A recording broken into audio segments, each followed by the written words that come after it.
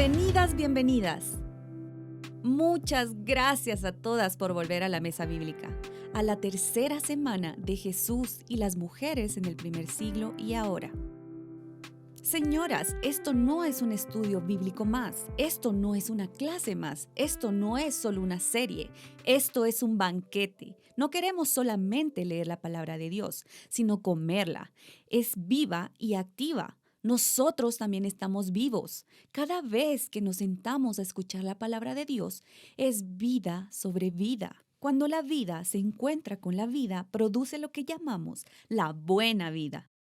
Si estás dispuesta a disfrutar la buena vida de la palabra de Dios, di amén. Señoras, quiero invitarlas a extender su mano derecha.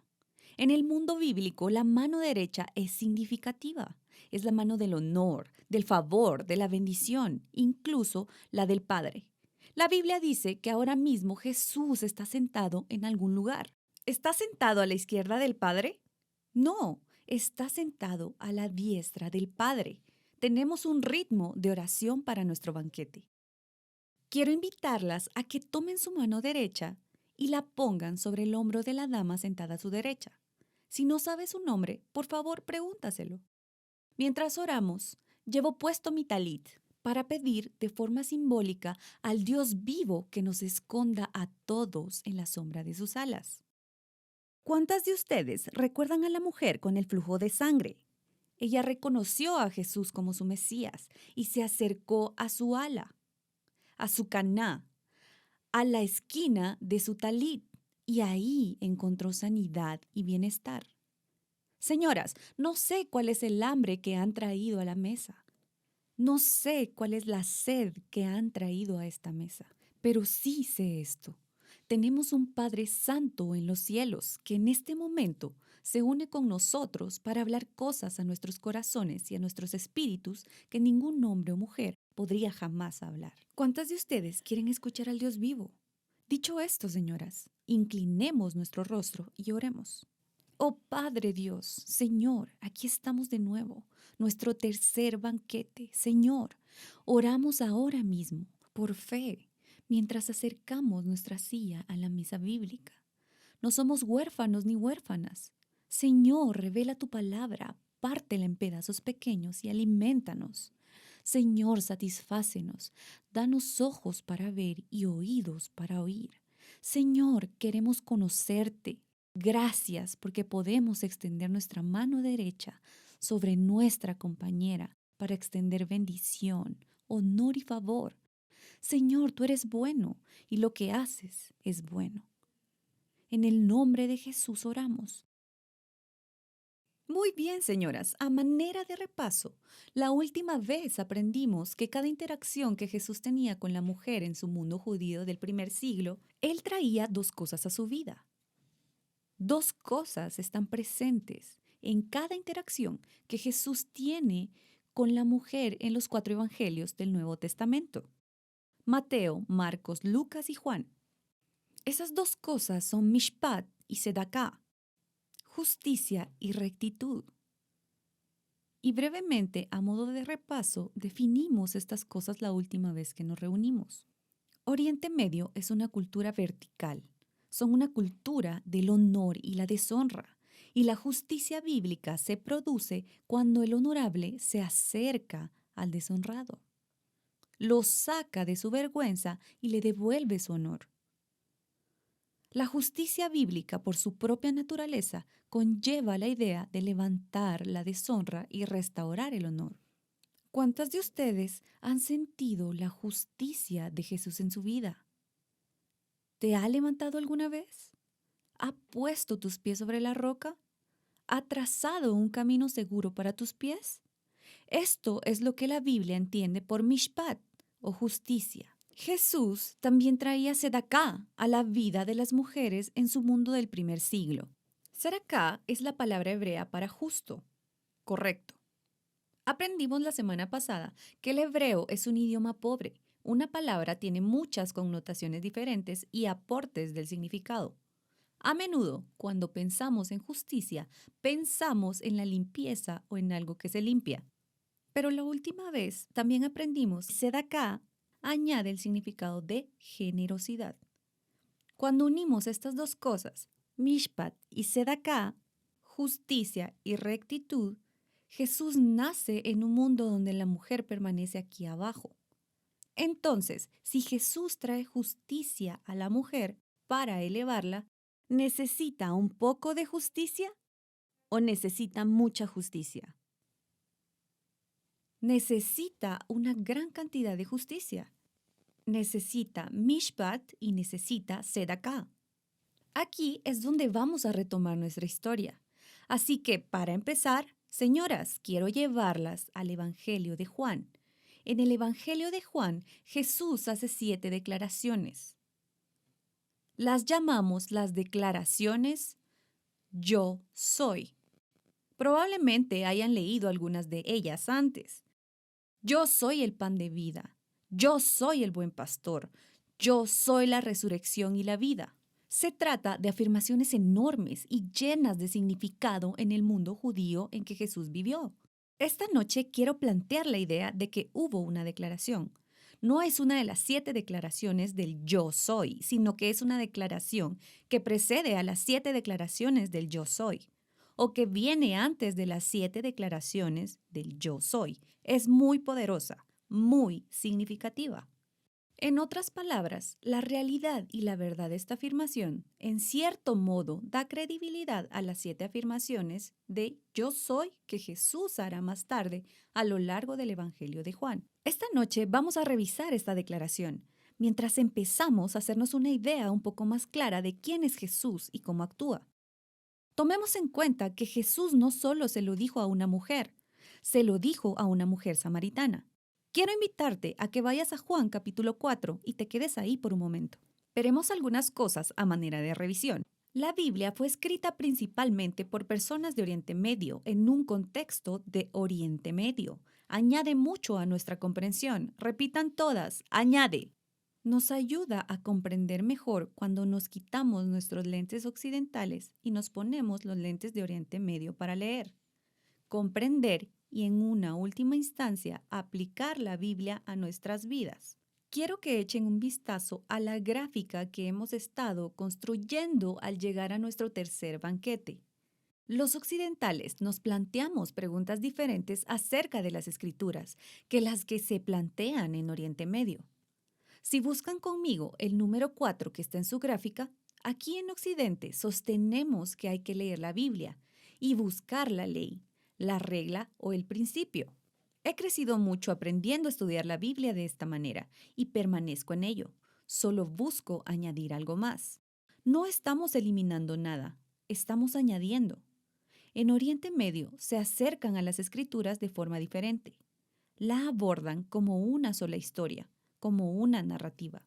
¿Cuántas de ustedes compran una novela para llevársela a la playa en sus vacaciones y se estresan mientras la leen intentando asegurarse de que están captando cada pequeño detalle?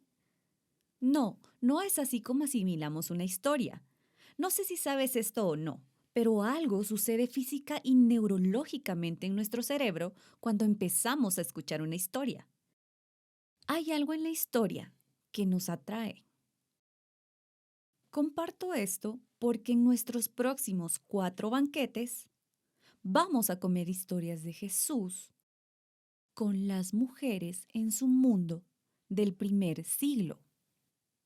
Por lo tanto, levantemos nuestro rostro al cielo, abramos nuestra boca y dejemos que el Dios vivo nos alimente. En nuestro camino hacia el capítulo 4 de Juan, quiero invitarles a que vayamos al Salmo número 1. Justo en medio de nuestra Biblia tenemos lo que llamamos los salmos. Muchos salmos diferentes. Y quiero mostrarles algo del Salmo 1.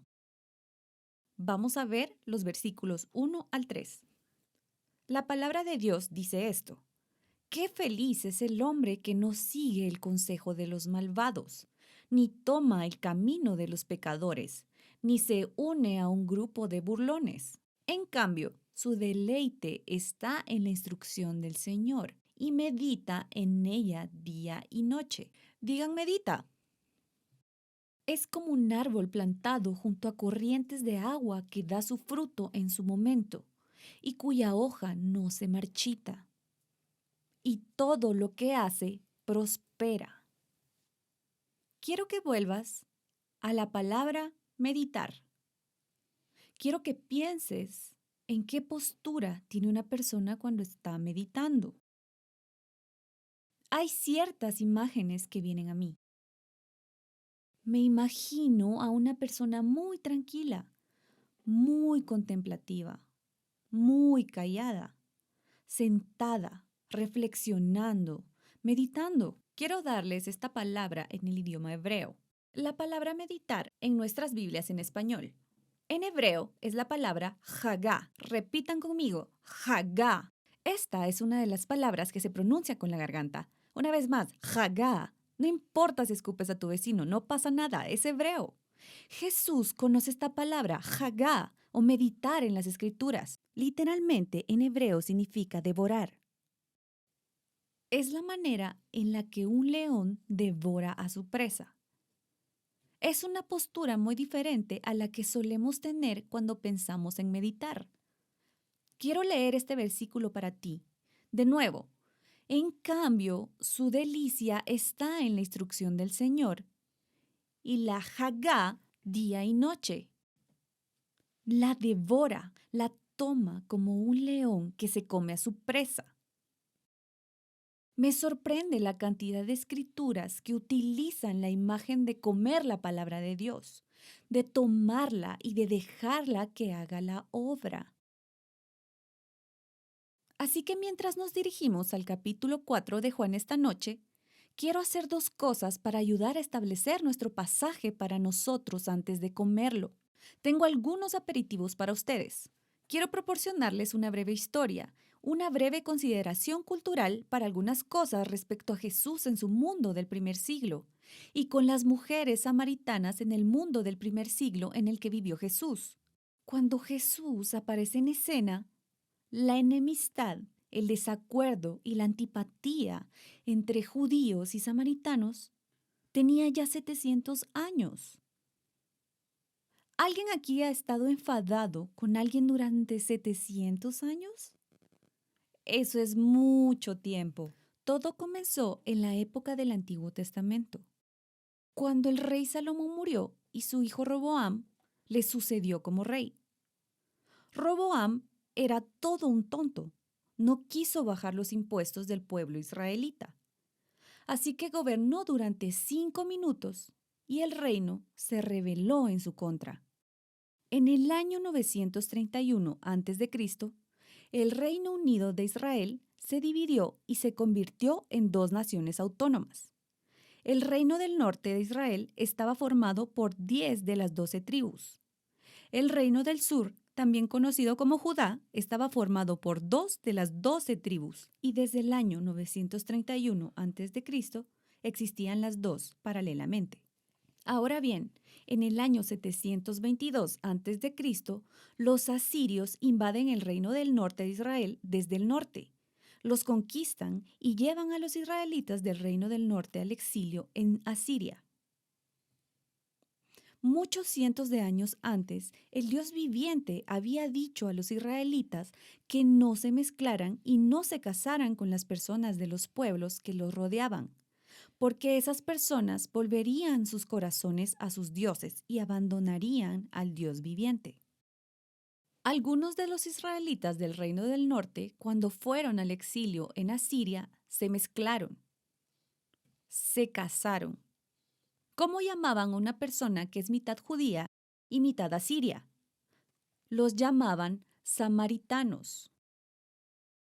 Los judíos del sur, los israelitas del reino del sur de Judá, juzgaban a sus hermanos del norte.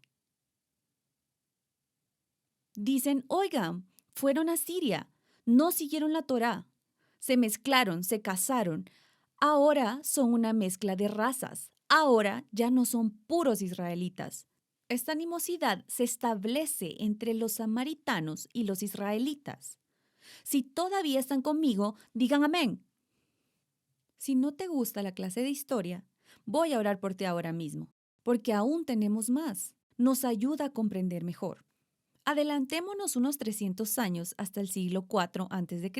En esta época, los samaritanos ni siquiera van a Jerusalén para adorar la casa de Dios, en el templo de Dios ubicado allí.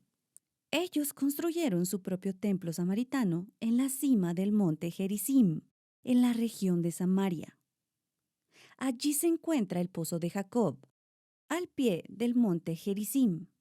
Por lo tanto, tenemos dos grupos de personas diferentes.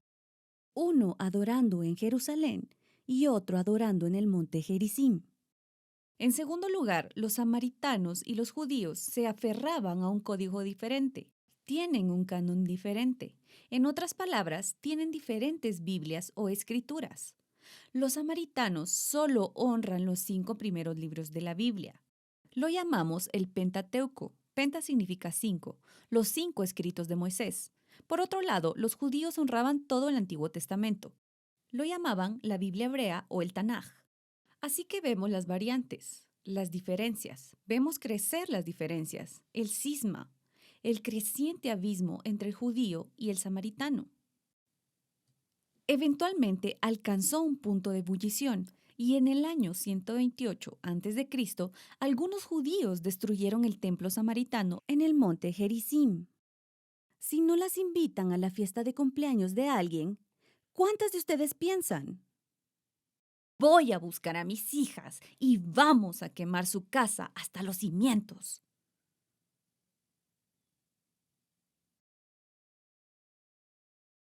Fuerte.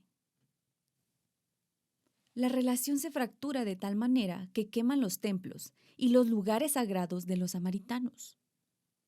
Pues bien, para no quedarse atrás, en algún momento entre el año 6 y 9 después de Cristo, los samaritanos les devuelven el favor. Un grupo de samaritanos se coló en Jerusalén en la víspera de Pascua. Se metieron en el monte del templo y arrojaron huesos humanos por todas partes, profanando el templo e impidiendo la Pascua. Traten de imaginar si alguien pudiera hacer algo que literalmente les impidiera celebrar la Navidad. Esto es lo que el pueblo judío experimentó ese año. El fuego entre el judío y el samaritano dura ya 700 años y arde fuerte cuando llegamos al capítulo 4 de Juan. Curiosamente, Jesús cuenta una parábola. La llamamos la parábola del buen samaritano. Al final de la misma, le pregunta al líder religioso que le había hecho la pregunta que originó la parábola. ¿Quién en la historia fue el prójimo o el buen vecino? Y el tipo ni siquiera menciona la palabra samaritano. Dice, supongo que el que ayudó al hombre.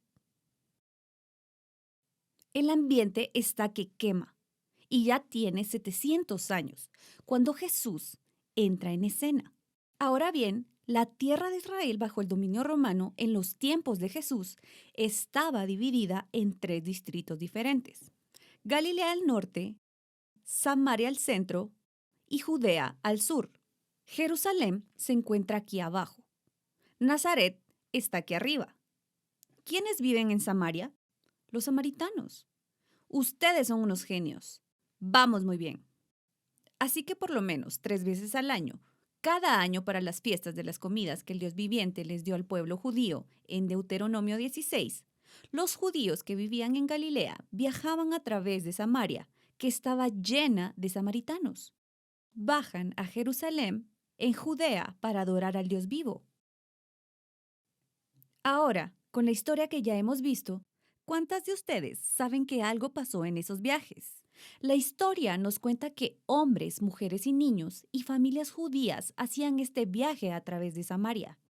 Ida y vuelta. Surgían escaramuzas y peleas. Era toda una odisea, solo para llegar al templo y poder adorar al Dios vivo. Quiero mostrarles un breve esquema para ayudarnos a entender este momento con Jesús y la mujer samaritana. Acompáñame al capítulo 9 de Lucas. Me gusta mucho esta historia. Quiero que la revisemos rápidamente mientras avanzamos. Esta es la historia de la Biblia, en otra oportunidad en que Jesús y sus discípulos viajaban a través de Samaria. Y de nuevo, ¿Quiénes viven en Samaria? Los samaritanos. El capítulo 9 de Lucas, versículo 51, dice lo siguiente. Cuando se acercaba el momento de ser llevado al cielo, Jesús se hizo el firme propósito de ir a Jerusalén. Ahora entendemos un poco mejor por qué dice, se hizo el firme propósito. Se preparaba para ir con sus discípulos y envió por delante a unos mensajeros que fueron a una aldea samaritana a prepararle alojamiento. Pero la gente de allí no le recibió porque se dirigía a Jerusalén. Ahora detengámonos un momento. Algunas consideraciones culturales. Ya hemos hablado que Oriente Medio es una cultura del honor y vergüenza. También es una cultura de gran hospitalidad. La forma en la que recibes a la gente es una gran señal de tu honor o deshonra. Si eres hospitalario en el mundo de Jesús, eres honorable. Si rechazas la hospitalidad, ¿cómo se considera? Es una vergüenza. En Lucas 9 tenemos a un samaritano que rechaza hospedar a Jesús y sus discípulos. Dicen, ¿sabes qué? No nos caes bien. Preferimos cargar con la deshonra de este momento que practicar u ofrecer o dar hospitalidad a ustedes. ¿Cuántas de ustedes creen que algo va a pasar? Continuemos con nuestro pasaje. Al ver esto, los discípulos Santiago y Juan preguntan, Señor, ¿quieres que hagamos caer fuego del cielo para destruirlos? ¿De verdad? Estos son dos de los 12 discípulos. Se les conoce cariñosamente como los hijos del trueno y sienten ese desprecio. ¿Estás bromeando? Somos una cultura hospitalaria y los samaritanos no nos quieren hospedar. Me gusta mucho su respuesta. De nuevo, no es algo así como, ¿saben qué, muchachos? Eso hirió nuestros sentimientos. Vamos a hacernos los locos y seguir nuestro camino. Oh, no. Los hijos del trueno dicen, Señor, ¿quieres que hagamos caer fuego del cielo y destruyamos a los samaritanos? ¿Cuántas de ustedes hubieran querido ver la cara que puso Jesús cuando dijeron eso? Sabemos solo un poco de lo que pensó, qué dijo, pero Jesús se volvió y le respondió. ¿Qué crees que les dijo? Creo que respondió, jóvenes, no he venido a quemar las aldeas de la gente hasta consumirlas. Eso no es lo nuestro. No vamos a hacer que descienda fuego. ¿A quién le gusta que Santiago y Juan hicieran esa pregunta como si supieran que pueden hacerlo? Le dijeron con tanta certeza, lo sabemos. Si lo ordenamos, sucederá. Muy interesante, la historia termina cuando él y sus discípulos fueron a otra aldea. Y empezamos a ver la animosidad. Cada vez que Jesús y sus discípulos salían de Galilea y pasaban por Samaria para llegar a Jerusalén, en Judea. Y cada vez que tenían que hacer el viaje de vuelta a través de Samaria para volver a Galilea donde vivían. Probablemente siempre había una historia interesante que contar. ¿A quién le gusta ese momento en el que Jesús aparece sentado a la orilla de un pozo junto a una mujer samaritana? Unas cuantas consideraciones culturales más, para tratar de dar algo de color a nuestro pasaje mientras nos preparamos para el capítulo 4 de Juan, volviendo un poco a los rabinos y lo que pensaban acerca de las mujeres. La Mishnah dice esto, y no hables mucho con las mujeres. Esto es realmente un lenguaje antiguo que recomienda no hablar mucho con las mujeres. Incluso se aplica a la propia esposa de un hombre. Así que no solo no hables mucho con las mujeres, sino que ni siquiera hables mucho con tu propia esposa, mucho menos con la mujer de tu prójimo. De ahí que los sabios dijeran que el que habla mucho con una mujer atrae el mal, descuida el estudio de la ley y al final heredará el Gehenna. El que habla mucho con las mujeres atrae el mal, descuida el estudio de la ley y al final heredará el infierno. ¿A quién le gusta ver a Jesús sentado hablando con una mujer samaritana? Jesús no vino a poner las cosas de cabeza, Él vino a corregirlas. Él vivía el corazón mismo de Dios Padre en todas sus interacciones con las mujeres. En segundo lugar, en nuestras consideraciones culturales, el derecho civil no permitía a las mujeres testificar en los tribunales. ¿Por qué? Porque sus testimonios se consideraban poco fiables. En otras palabras, no se podía confiar en la veracidad de lo femenino. Tercero, en nuestras consideraciones culturales. Una cita de un famoso rabino, su nombre era Rabí Eliezer, alrededor del año 90 después de Cristo. Se le cita diciendo esto: el que come el pan samaritano es como el que come carne de cerdo. Sabemos lo que el pueblo israelita piensa de los cerdos y de la carne de cerdo. Se siente y se oye la animosidad. Por último, pero no menos importante, mientras nos preparamos para ir al capítulo 4 de Juan, la Mishnah afirma que la saliva de una mujer samaritana es impura. Su escupir, su saliva, es impura. Al llegar a nuestra historia en el capítulo 4 de Juan, en una cultura de honor y deshonra, la misma en la que nace Jesús, lo único peor que ser una mujer es ser una mujer samaritana. Siendo este nuestro escenario, pasamos ahora al capítulo 4 de Juan. ¿Una mujer samaritana necesita mishpat y sedaká? ¿Necesita una mujer samaritana ser levantada? ¿Necesita un elevar generoso? Ahora, al comenzar en Juan capítulo 4, versículo 1, si estás conmigo, di amén. Jesús se enteró de que los fariseos habían oído que alcanzaba y bautizaba a más discípulos que Juan, aunque de hecho no era Jesús quien bautizaba, sino sus discípulos. Abandonó Judea y regresó de nuevo a Galilea. Ahora usemos nuestro mapa. Sale de Judea, vuelve a subir a Galilea. ¿Tiene que pasar por dónde? Samaria, la última línea en nuestro pasaje. Ahora él tenía que pasar por Samaria. Mire a su vecino y dígale, oh, oh. Llegó a una ciudad de Samaria llamada Sicar, cerca de la parcela que Jacob había dado a su hijo José, y ahí estaba el pozo de Jacob. Y Jesús, cansado como estaba del viaje, se sentó junto al pozo. Era cerca del mediodía cuando una mujer samaritana vino a sacar agua. Detengámonos y hagamos una pausa a la mitad de la historia. En el mundo de Oriente Medio del primer siglo, las alarmas se disparaban aquí al principio de nuestra historia. Oriente Medio es una cultura del honor y la deshonra. También son una cultura de la hospitalidad.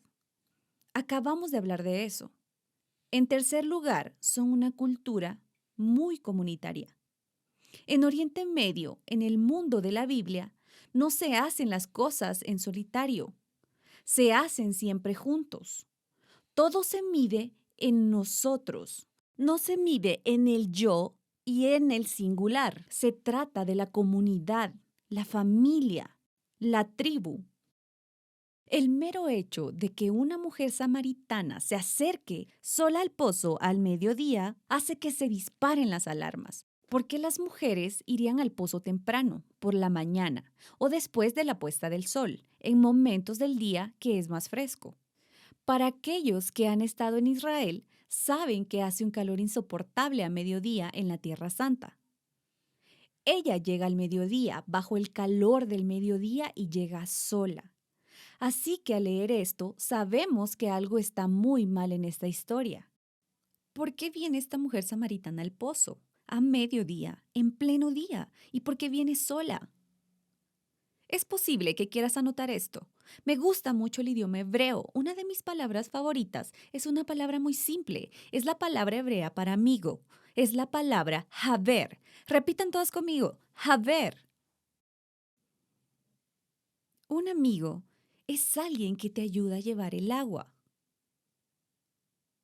Tus verdaderos Javers no solo son las chicas con las que vas al cine. ¿Quiénes son los Javers de tu vida? Los amigos que te ayudan a llevar tu agua, que te ayudan a vivir el peso de tu vida en tu historia. Nuestra mujer samaritana no tiene Javers, no tiene mujeres que la acompañen al pozo. No va al pozo con las mujeres de su pueblo a primera hora de la mañana. No tiene ayuda. No tiene ayuda. Está sola. Algo anda muy mal. Retomamos nuestra historia. Cuando la mujer samaritana vino a sacar agua, Jesús le dijo, ¿quieres darme de beber? Sus discípulos habían ido al pueblo a comprar comida. Ahora, aquí es donde empieza a ponerse precioso como el Evangelio, señoras.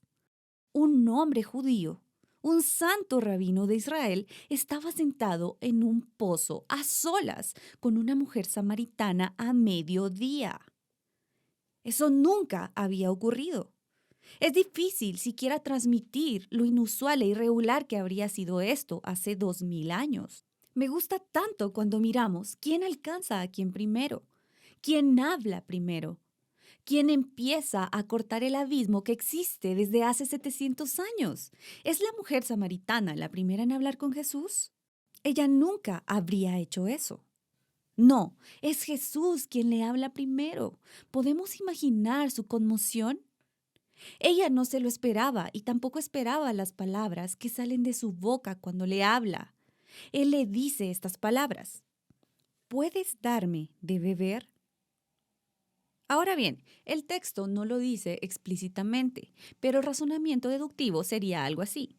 Es mediodía, Jesús está en el pozo, una mujer samaritana está en el pozo, Jesús no tiene nada para sacar agua. La mujer samaritana tiene algo para sacar agua. Él acaba de pedirle un trago de agua. Si él va a recibir un trago de agua de la mujer samaritana, beberá de su vaso. Será agua de su cántaro. Acabamos de leer. Para los rabinos, la saliva de una mujer samaritana es impura. Jesús la mira y le dice: beberé después de ti. Un santo rabino de Israel mirándote a los ojos a mediodía, en medio del sol abrasador, donde todo el mundo te puede ver. ¿Me das un trago de agua? Es en medio de esa soledad donde Jesús se acerca a ella. No es grosero, no se acerca a ella con orgullo. Jesús le dice: oye, ¿me das un poco de agua? ¿Cuántas de ustedes saben que si Jesús entrara en este salón esta noche, bebería de su vaso? Estamos aprendiendo algo de quién es Dios y cómo actúa. Ahora bien, que Él le hable a ella es muy inusual. Que le pida de beber es muy, muy, muy inusual y ella lo entiende. Fijémonos en su respuesta a esto. Sigamos leyendo. La samaritana le dijo: tú eres judío y yo samaritana. Todas digan: ¡ja! ¿Cómo puedes pedirme de beber? Lo entiende. Lo sabe porque los judíos no se relacionan con los samaritanos. ¿Cuántas de ustedes alaban a Jesús? Él se humilla. Ella necesita mishpat y sedaká. Él se inclina para encontrarse con ella a su nivel. Beberé después de ti. ¿Cuántas de ustedes creen que al final de esta historia Él la habrá levantado del todo y le habrá devuelto su honor? Esta es una hermosa historia, el mover, la trayectoria. Esto es lo que es Jesús. Así es Él. Es lo que hace por ti y por mí. Sigamos leyendo. Vamos de regreso al capítulo 4 de Juan, versículos 10 al 15. Jesús le contestó: si conocieras el don de Dios y quién es el que te pide de beber, le habrías pedido a él, y él te habría dado agua viva. Señor, dijo la mujer, No tienes nada con que sacar agua y el pozo es profundo. ¿De dónde puedes sacar esta agua viva? ¿Acaso eres más grande que nuestro padre Jacob, que nos dio el pozo y él mismo bebió de él, al igual que sus hijos y su ganado? Jesús respondió, todo el que beba de esta agua volverá a tener sed, pero el que beba del agua que yo le dé no tendrá sed jamás. El agua que yo les dé se convertirá en un manantial de agua que brotará hasta la vida eterna. La mujer le dijo, Señor, dame esta agua para que no tenga sed y tenga que seguir viniendo a sacar agua. Detengámonos por un momento. ¿A quién le gusta que Jesús esté tranquilo, despreocupado, como si no tuviera nada más que hacer, sentado junto al pozo con una mujer samaritana, solo, a mediodía, con el calor de mediodía, donde todos pueden verlo hablando largo y tendido con una mujer? Me gusta tanto toda esta historia. Puedes ver que viene el Mishpat y el Sedaká, que está en camino. Al continuar en el capítulo 4 de Juan, versículo 16 al 18, le dijo, Ve a llamar a tu marido y vuelve. No tengo marido, respondió. Jesús le dijo, tienes razón cuando dices que no tienes marido. Lo cierto es que has tenido 5 maridos y el hombre que tienes ahora no es tu marido. Lo que acabas de decir es muy cierto. Ahora necesito que mires a tu vecina y le digas, agárrate, agárrate. Tenemos que detenernos y hacer una pausa.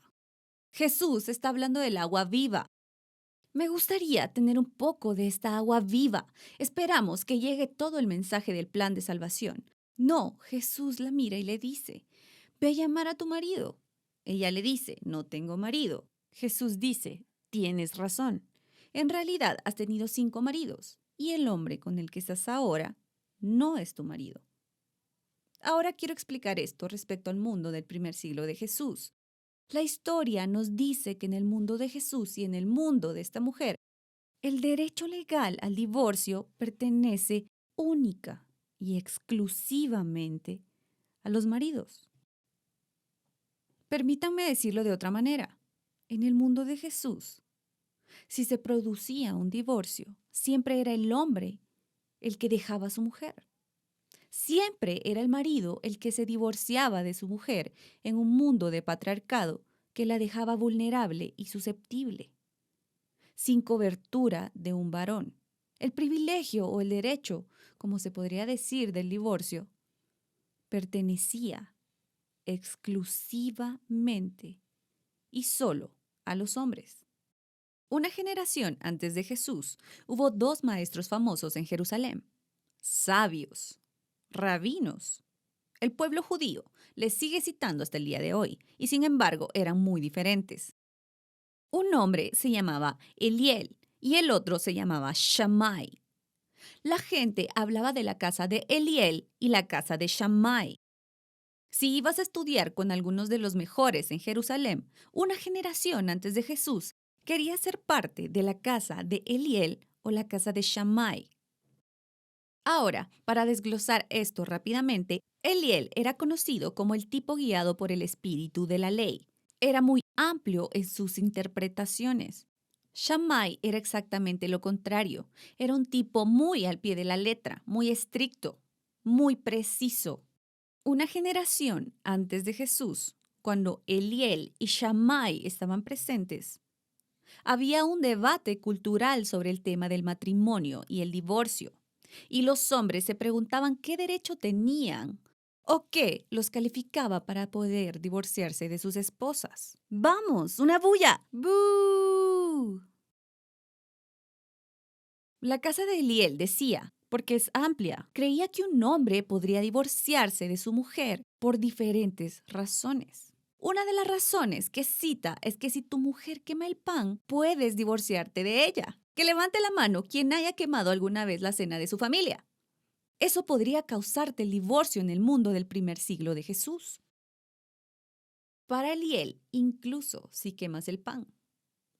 Si estabas casada con un hombre que seguía Eliel y no sabías cocinar, ¿qué tan seguro era tu matrimonio?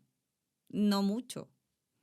Shammai era un tipo que seguía la ley al pie de la letra y decía que no puedes ir por allí divorciándote caprichosamente de tu esposa por cualquier razón tan pequeña como que ella queme el pan. No, Shammai afirmaba que solo en caso de adulterio un hombre podía divorciarse de su esposa. Si todavía estás conmigo, di amén. Ahora vayan conmigo rápidamente al capítulo 19 de Mateo y echemos un vistazo rápido a una discusión que va a arrojar luz sobre nuestra historia de hoy. En Mateo capítulo 19, verso 1 al 3, la Biblia dice esto. Cuando Jesús terminó de decir estas cosas, salió de Galilea y se fue a la región de Judea, al otro lado del Jordán. Le seguían grandes multitudes y lo sanaba. Algunos fariseos se acercaron a él para ponerlo a prueba y le preguntaron, ¿es lícito que un hombre se divorcie de su mujer por cualquier motivo? Déjenme leer esto una vez más. Es lícito para un hombre, digan todas, hombre, para divorciarse de su esposa, digan todas, esposa, por cualquier razón. Una generación más tarde, uno de los fariseos le preguntó a Jesús, oye, rabino, en todo este asunto del matrimonio y el divorcio, ¿te pones del lado de Eliel o de Shammai? ¿Puede un hombre divorciarse de su mujer, dejarla desamparada, responsable, vulnerable y abierta en un mundo de patriarcado por quemar el pan? ¿Qué tienes que decir al respecto? ¿Cuántas de ustedes esperan realmente que Jesús no se haya puesto del lado de Eliel en esta cuestión? Jesús da su sentencia rabínica y su respuesta en Mateo capítulo 19, versículo 9. Él dice esto. Os digo que el que se divorciara de su mujer, salvo por inmoralidad sexual, y se casa con otra mujer, comete adulterio. En ese momento, Jesús se pone del lado de Shammai, y más que el matrimonio y el divorcio, está protegiendo a las mujeres para que no sean divorciadas por sus maridos por cosas tan pequeñas como quemar el pan. ¿Cuántas dicen amén a Jesús por esto? Ahora volvamos a nuestra mujer samaritana en el pozo, que ha tenido 5 maridos. Tengo una pregunta para ti. En su mundo, casada 5 veces, divorciada 5 veces, ¿es una devoradora de hombres? ¿Acaba de casarse y pasar por 5 hombres y ahora solo vive con el sexto? ¿Es una lasciva? ¿Es rebelde? ¿Anda de un lado a otro? ¿O sucede algo más? En el mundo de Jesús se han divorciado de ella 5 veces. 5 hombres diferentes se han casado con ella. 5 hombres diferentes la han dejado. Se han divorciado de ella, la han dejado desamparada, vulnerable, culpable, en un mundo de patriarcado. Entonces, cuando Jesús le pide, ve y llama a tu marido, ella responde, no tengo marido. En ese momento, Jesús no está nombrando su pecado. Jesús está mencionando su vergüenza. Este no es un momento de pecado y arrepentimiento. Es un momento de mishpat y sedaká. Jesús llega y toca probablemente la parte más dolorosa de su historia. Ella ha escuchado expresiones como, ¿qué te pasa? ¿No puedes mantener una relación con un solo hombre?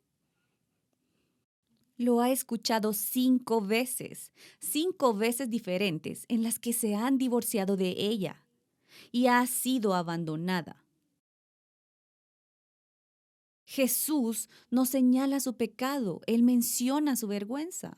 Él nombra probablemente el punto de dolor más profundo. Probablemente esa es una de las razones por las que ella viene al pozo sola a mediodía. sin havers. Incluso su propia comunidad la ha marginado, la ha hecho a un lado, porque ha tenido múltiples divorcios, probablemente todos dentro de su comunidad, culturalmente hablando. ¿Te imaginas lo que debió sentir cuando él la miró y le dijo, tienes razón, has tenido 5 maridos y el hombre con el que estás ahora no es tu esposo? Ahora bien, si Jesús se va a involucrar a tomar su deshonra y vergüenza, la siguiente pregunta es, ¿qué va a hacer ahora? Ahora que ha nombrado su vergüenza, ese punto de dolor más profundo. Probablemente la razón por la que está sola en ese pozo. A partir de este punto de la historia, vamos a ver cómo Jesús comienza a levantarla de su vergüenza, restaurando su honor. ¿Quién está lista para ver el levantar? ¿Quién está dispuesta a ver el mishpat y la sedaká, la justicia, la rectitud, la poderosa elevación de esa mujer samaritana en el pozo? Sigamos leyendo juntos. Juan, capítulo 4, versículos 19 al 24. Señor, dijo la mujer, puedo ver que eres un profeta. ¿Tú crees? Acaba de conocerla en el pozo y le dice todo, su historia. Ve a llamar a tu marido. No tengo marido. Eso es, has tenido 5. Jesús menciona su bajeza, encontrándose con ella en su punto de dolor más profundo. La mujer continúa, nuestros antepasados adoraban en este monte, es decir, el monte Gerizim del que hemos hablado antes. Pero ustedes, los judíos, afirman que el lugar donde debemos adorar es Jerusalén. ¿Quiénes tienen la sensación de que están intentando cambiar de tema? ¿Quién cree que Jesús va a volver de alguna manera a ello? Es un momento de mishpat y sedaká. Comienza el levantar. Sigamos. Mujer, le contestó Jesús, créeme que viene un tiempo en el que no adorarás al Padre, ni en este monte ni en Jerusalén. Vosotros, los samaritanos, adoráis lo que no conocéis.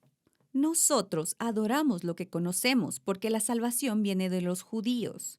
Pero viene un tiempo, y ya ha llegado, en el que los verdaderos adoradores adoran al Padre en espíritu y en verdad, porque ellos son la clase de adoradores que el Padre busca. Dios es el espíritu y sus adoradores deben adorar en espíritu y en verdad. Levante la mano, ¿quién ha leído eso alguna vez? Se ha vertido mucha tinta sobre lo que significa todo esto. Para nuestro propósito, quiero que veamos una simple realidad. En el mundo del primer siglo de Jesús y esta mujer samaritana, era muy inusual que un hombre hablara con una mujer en público. Era aún más inusual que un santo rabino de Israel estuviera hablando con una mujer samaritana al mediodía, en el calor del día donde todo mundo podía verlo. Pero lo siguiente que ocurre ahora y que no se encuentra en el mundo del primer siglo es un rabino sentado hablando de teología con una mujer. Jesús la está honrando. Discute con ella las cosas del Dios vivo, cuestiones de adoración. ¿Dónde está? ¿Qué es? ¿Cómo es? Él entabla esta conversación, no con otro fariseo, no con otro rabino, no con el Sanedrín de Jerusalén, no. La tiene a mediodía con una mujer samaritana que ha estado casada y divorciada 5 veces, viviendo ahora con el 6º hombre. Y él está sentado a la orilla del pozo hablando de las escrituras, de la Biblia, de teología con ella. ¿Quién alaba al Señor por esto? Si no sabes esto, si Jesús entrara en este salón ahora mismo, Él hablaría de teología contigo. Jesús hablaría de la Biblia contigo. Él estaría tranquilo, relajado y casual. Jesús está arreglando el asunto. ¿Sientes el apoyo? ¿Sentimos que la levanta un poco? a medida que avanza nuestra historia? Todavía no hemos terminado. Se pone aún mejor. Sigamos leyendo. Regresemos al capítulo 4 de Juan, versículos 25 y 26. La mujer dijo, sé que ese Mesías llamado Cristo va a venir y cuando venga nos lo explicará todo. Comenzamos nuestro banquete esta noche diciendo que hay una declaración extraordinaria que precede a las 7 declaraciones. Yo soy, hechas por Jesús en el Evangelio de Juan, y la declaración es tan poderosa que todas las 7 declaraciones, yo soy, pueden depender de ella. Hablamos de qué es y a quién se lo dijo. Ya sabemos que se lo dijo a la mujer samaritana, y aquí está esta declaración extraordinaria, tan sorprendente, tan poderosa, que las 7 afirmaciones del yo soy pueden descansar en ella. Jesús dijo, Él habla contigo. Yo soy. Aquí, en este momento, Jesús mira a esa mujer samaritana y reconoce abiertamente en público, de manera explícita. Ella saca a colación al Mesías y Él le dice, yo soy o yo soy Él. Ahora, esto es lo hermoso de esto. Esta es la primera vez. Digan todas, primera vez. Esta es la primera vez que Jesús en el Evangelio de Juan admite explícitamente que es el Mesías ante alguien. Ahora bien, solo se puede hacer algo por primera vez, una vez. Después de haber hecho algo por primera vez, no se puede volver a hacer lo mismo por primera vez. Si estás conmigo, di amén. Jesús tiene una oportunidad para compartir por primera vez en toda la historia de la humanidad a otro ser humano, que Él es el Mesías. ¿A quién le habrías dado la primera oportunidad? Si tú fueras Él, ¿quién habría sido lo suficientemente elevado, noble, virtuoso, importante, rico y famoso a quien le habrías dado ese tipo de revelación? ¿Quiénes alaban al Señor que no solo se lo revelara a una mujer, sino que se lo diera a una samaritana que se había casado y divorciado 5 veces, sola, a mediodía, en el calor del día, en Samaria, sentado junto al pozo de Jacob? ¡Eso es increíble! El honor. Estamos sentadas aquí 2000 años después de esta historia y todavía estamos hablando de ella. Seguimos hablando de este momento, seguimos hablando de esta mujer, seguimos hablando de esta interacción que ella tuvo con Jesús. Creo con todo mi corazón que la vamos a reconocer cuando lleguemos al cielo, porque vamos a llegar ahí y ella va a tener una camiseta rosada puesta y va a decir, yo fui la primera. Todos vamos a saber lo que significa. Vamos a decir, oh, ahí está. Todos vamos a sentarnos con ella. Cuéntanos esa historia. Cuéntanos ese momento. ¿Sientes el honor en eso? Esta historia comienza con ella aquí abajo, sola, al mediodía, en el calor del día en el pozo de Jacob. Si quieren saber lo que sucede en sus vidas al pasar del tiempo con Jesús, señoras, empezarán a experimentar ese abundante elevar hasta que su honor sea restaurado. Lo crean o no, nuestra historia aún no ha terminado. Se pone mejor. Sigamos leyendo el capítulo 4 de Juan, versículos 27 al 30. Justo en ese momento, sus discípulos regresaron y se sorprendieron al encontrarlo hablando con una mujer.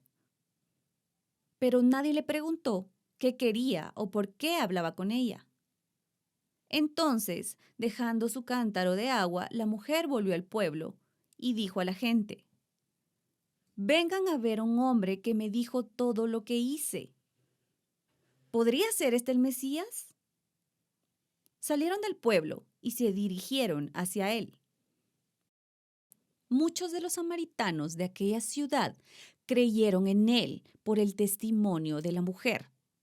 Me dijo todo lo que hice. ¿Te das cuenta de que las mujeres no podían testificar en los tribunales en esa época? Y sin embargo, esta mujer vuelve a su pueblo, a su comunidad, a su gente y comparte su testimonio de haber conocido al Mesías en el pozo de Jacob. Y la Biblia dice que le creyeron. Cuando los samaritanos se acercaron a él, le instaron a quedarse con ellos. Digan todas, ¡wow! Esto es muy diferente de nuestra historia de Lucas 9, ¿verdad? ¿Puedes sentir el shalom? Ahora los samaritanos de esta aldea invitan a Jesús y a sus discípulos judíos a quedarse con ellos. Están extendiendo esa antigua virtud de la hospitalidad y se quedaron 2 días. ¡Oh Dios!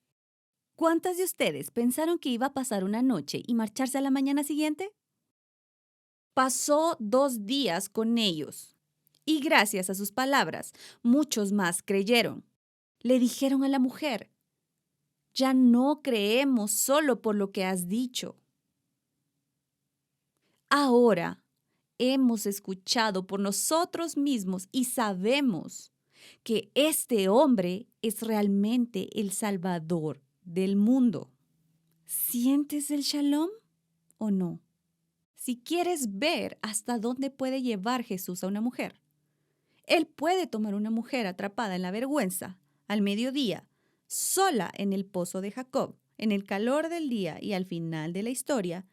Ella es la misionera que conectó a todo su pueblo con el Mesías. Ella es la misióloga, es la misionera, es la que da testimonio y la escuchan, le creen, le dan hospitalidad a Jesús y a sus discípulos. Y al final tenemos a judíos y samaritanos pasando 2 días juntos en Sicar, en Samaria. Y todo el pueblo reconoce que Jesús es el Salvador del mundo. Mishpat y Sedaká, justicia y rectitud. Solo a modo de revisión, mientras nos preparamos para concluir, Jesús la levantó poderosamente. Se sentó junto al pozo y la esperó. Extendió la mano y habló primero. Tendió el puente. Le presentó el agua viva para el alma. Nombró su bajeza y reconoció su dolor. La encontró en su dolor. La respetó hablando de teología con ella. Le regaló por primera vez la revelación explícita de que él era el Mesías en el Evangelio de Juan. Se convierte en testigo de su comunidad. No sé ustedes, pero cuando leo la Biblia siempre trato de imaginarme la historia viendo hacia el futuro. Porque esta historia probablemente termina con 2 días después de que Jesús y sus discípulos se levantan y se van. Pero, ¿cuántas de ustedes tienen la curiosa sospecha de que tal vez desde entonces, cada vez que Jesús y sus discípulos tenían que hacer este viaje desde Galilea, a través de Samaria hasta Jerusalén en Judea, se detenían en Sicar? Las conversaciones que tal vez pudieron haber ocurrido, las relaciones que se habrían formado, y me imagino a todo ese pueblo de Sicar mirando a esa mujer y diciendo, gracias, gracias por decirnos que el Salvador del mundo estaba sentado en el pozo de Jacob y ahora lo conocemos gracias a ti. Lo conocemos gracias a tu testimonio. Quiero terminar con un poema. Nos lo dio un hombre llamado Efraín el Sirio. Es uno de nuestros padres orientales. Es un poema sobre esta mujer samaritana y Jesús. Dice así: al principio de la conversación, él, siendo Jesús, no se dio a conocer a ella, sino que ella primero vio un sediento, luego a un judío, después a un rabino, más tarde a un profeta, por último al Mesías. Ella trató de sacar lo mejor de un hombre sediento. Mostró su desagrado por el judío. Abuchó al rabino. Se dejó llevar por el profeta y adoró al Cristo. ¿Ves el mover que trae Jesús? Queridas damas, Mishpat y Sedaká, justicia y rectitud, un poderoso levantar. Terminaré con esto. El pozo de Jacob sigue allí. Cada vez que llevo a grupos a Israel, vamos y siempre hago que los hombres se coloquen atrás y juntos con las mujeres rodeando el pozo. Y de pie leemos el capítulo 4 de Juan. El pozo tiene más de 30 metros de profundidad y nunca se ha secado. Todavía se puede sacar agua clara y fría del pozo de Jacob. Y, dependiendo cómo se encuentre de parásitos, todavía se puede beber. Bebo de ella cada vez que estoy allí. Señoras, estas cosas sucedieron. Estas historias son reales. Quiero que reflexionen sobre todas las formas en que Jesús estaba trayendo Mishpat y Sedaká a su vida. Parte de la razón por la que leemos esta historia es que si lo hizo por ella, lo hará por nosotras. Señoras, desde este momento hasta que nos volvamos a ver la próxima semana, mi oración es que nos animemos como sus hijas. Gracias por venir.